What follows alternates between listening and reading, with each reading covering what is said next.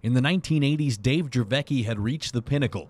Through hard work and dedication, he'd achieved his childhood dream of pitching in the major leagues. There's a call, strike three, and the game is over.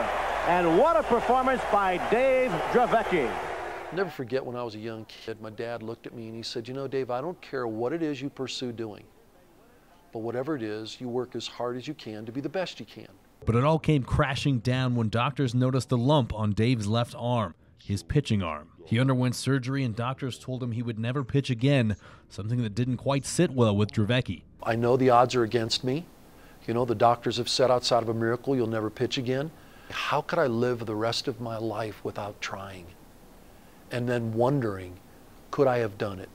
Dravecky rehabbed in the minors, and on August 10th, 1989, he made his well-publicized return to the majors, earning a win over the Cincinnati Reds.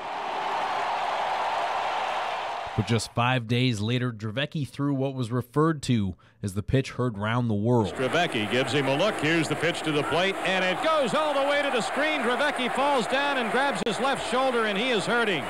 Dravecky is hurt badly.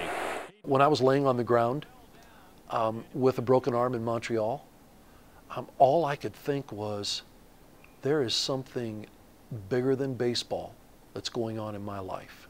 Just months later, Dravecky learned that his cancer had returned, and within 2 years, the deterioration had gotten so bad that the doctors had to amputate his left arm and shoulder. I went into clinical depression,